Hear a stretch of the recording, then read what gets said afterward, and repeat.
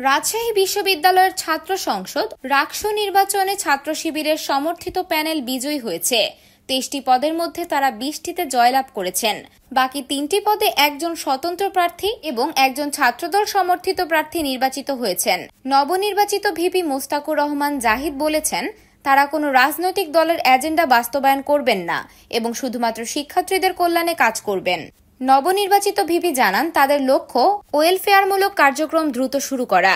অনাবাসিক শিক্ষার্থীদের ভর্তুকি সহ দীর্ঘমেয়াদী প্রকল্পগুলো বাস্তবায়নে সময় লাগবে। শিক্ষার্থীদের আস্থা রক্ষা এবং দায়িত্ব যথাযথভাবে পালন করতে প্রথম দিন থেকেই কাজ শুরু করা হবে। অফিসের সময়সীমা বজায় রেখে সর্বোচ্চ শ্রম ও সময় খরচ করা হবে। বিশ্ববিদ্যালয়ে প্রাথমিক অগ্রাধিকারের মধ্যে রয়েছে মৌলিক চাহিদা যেমন খাবার ও পানি, পড়াশোনার স্থান এবং পরিবেশগত সমস্যা। ক্যান্টিনের খাবারের মান উন্নয়ন, ফিল্টার ও এসি স্থাপন সহ জরুরি কাজগুলো প্রাথমিকভাবে বাস্তবায়ন করা হবে। দীর্ঘমেয়াদী সমস্যার সমাধান ধাপে ধাপে করা হবে এবং শিক্ষার্থীরা জবাবদিহিতার মাধ্যমে এগুলো পর্যবেক্ষণ করতে পারবেন। ভিপি মোস্তাকুর রহমান জাহিদ বলেন, জিএস পদে নির্বাচিত সালাউদ্দিন আম্মার এবং এজিএস পদে নির্বাচিত সালমান সাব্বিরও শিক্ষার্থীদের কল্যাণে কাজ করবেন।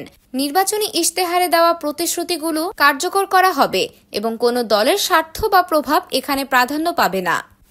রাজশাহী বিশ্ববিদ্যালয়ের উপাচার্য প্রফেসর ডাক্তার সালেহ হাসান নকিব শিক্ষার্থীদের উদ্দেশ্যে বলেন, ভোটের মাধ্যমে দেওয়া আমানত যেন খেয়ানত না হয়।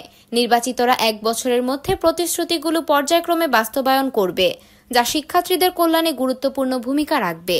এইভাবে নবনির্বাচিত রাকসু নেতৃত্ব শিক্ষার্থীদের কল্যাণে কাজ করতে প্রতিশ্রুতিবদ্ধ এবং বিশ্ববিদ্যালয়ের বিভিন্ন সমস্যার সমাধানে প্রাথমিক কার্যক্রম শুরু করতে প্রস্তুত।